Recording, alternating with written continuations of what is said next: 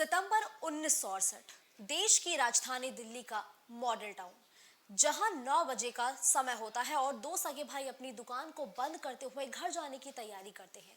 उसी दौरान दोनों भाई जब अपने शटर में ताला लगा ही रहे होते हैं, तभी अचानक गटर से तेज पानी की आवाज आती है। दोनों सगे भाई कुछ समझ ही पाते हैं तब तक जो पानी है वो उनके पैरों को छूता है और एक एक बीतते सेकंड के साथ पानी घुटने और घुटने से कमर तक पहुंच जाता है। हाहाकार मच गया, चारों तरफ अफरा तफरी का माहौल भी देखने को मिला।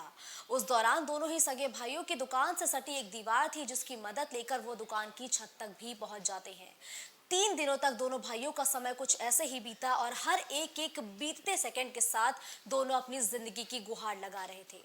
तभी शुरू होता है सेना का रेस्क्यू ऑपरेशन। जी हाँ, सेना की मदद से हर एक एक लोगों के घरों की छतों पर फूड पैकेट के साथ ही पानी की बोतल फेंकी जाती है, ताकि लोग भुखमरी या पानी की वजह से ना मरे। उसी दौरान पूर्व सांसद लाल बिहारी तिवारी बताते हैं कि उनका जो परिवार है वो भी इस बाढ़ की जद में आ गया था।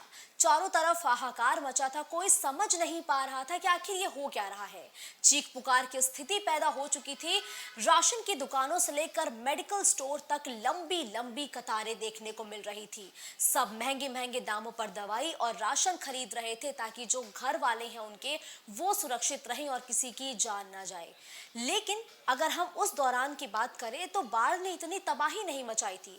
तब दिल्ली की पॉपुलेशन कम थी और जो जल निकासी की व्यवस्थाएं थी वो भी पूरी तरीके से दुरुस्त थी।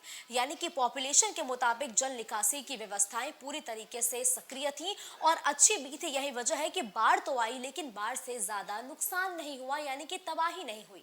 लेकिन 45 साल बाद अब एक बार फिर से जो दिल्ली है वहां हाहाकार मचा हुआ है, त्राहिमाम त्राहिमाम मचा हुआ है और हर तरफ जो यमुना है वो अपना रौद्र रूप धारण करती हुई नजर आ रही है।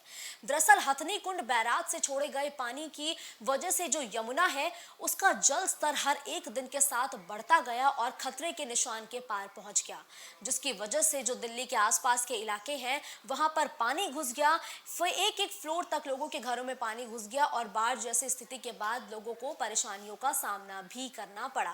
और इसकी वजह साफ तौर पर बताई गई है, जो दिल्ली में गंदगी है यमुना नदी के अंदर। अगर हम यमुना की बात करें तो महज 2% ही यमुना का पानी दिल्ली में आता है, लेकिन वहीं 80% यमुना को गंदा करने के लिए भी जो दिल्ली वासी हैं वो ही पूरी तरीके से जिम्मेदार हैं।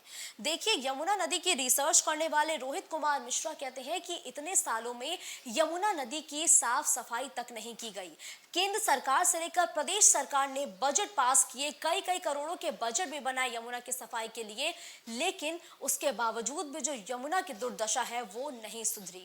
दरअसल अगर हम दिल्ली में यमुना की बात करें तो यमुना जब दिल्ली में एंटर करती है तो वो पूरी तरीके से साफ होती है, लेकिन एक एक किलोमीटर के बाद जो यमुना है वो गंदी होती जाती है। यमुना में नाले का पानी जाता है, जो फैक्ट्रियों का गंदा पानी है वो जाता है। और अगर अब की हम यमुना को देखें तो वहां कूड़े का ढेर लगा है, प्लास्टिक की बोतल और प्लास्टिक की पन्नियां तक यमुना नदी में देखने को मिलती है। यानी कि जो यमुना है वो फिलहाल गंदगी से कराह रही है, लेकिन उसके बावजूद भी जो लोग हैं उनकी लापरवाही लगातार देखने को मिल रही है। तो वहीं यमुना की रिसर्च करने वाले रोहित मिश्रा ने एक और बताया कि नदी की गाद यमुना की साफ नहीं की गई है। यही वजह है कि यमुना लगातार हर साल अपना रौद्र रूप भी दिखाती है। तो वहीं वजीराबाद से ओखला तक का रास्ता है तकरीबन 22 किलोमीटर और इस 22 किलोमीटर के अंदर ही यमुना नदी पर तकरीबन 20 पुल बनाए गए हैं, जिससे यमुना की रफ्तार पर ब्रेक लग जाता है। और जब पानी एक साथ छोड़ा जाता है तो पानी का बहाव इतनी तेज होता है कि पुल तक बह जाते हैं और बाढ़ जैसी स्थिति तो फिर पैदा होना लाजमी है।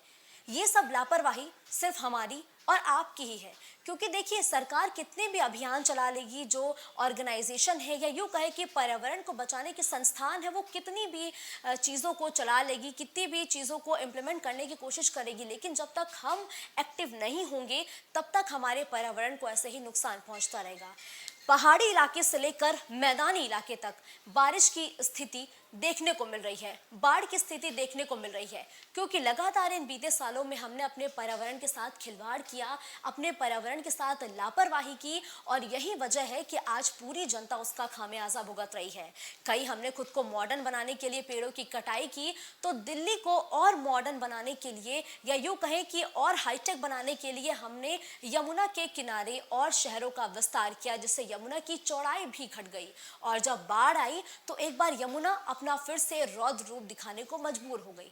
तो ऐसे में अब हमारी जिम्मेदारी है कि समाज का हर एक व्यक्ति आगे आए और यमुना के साथ ही पर्यावरण की सुरक्षा के लिए भी कुछ सोचे, कुछ कदम उठाए, तभी जाके हमारा पर्यावरण सुरक्षित हो सकता है। और इन सारी तबाही से हमारा देश ही नहीं पूरी दुनिया तभी बच पाएगी जब सब एकजुट होकर जब पर्यावरण को बचाने का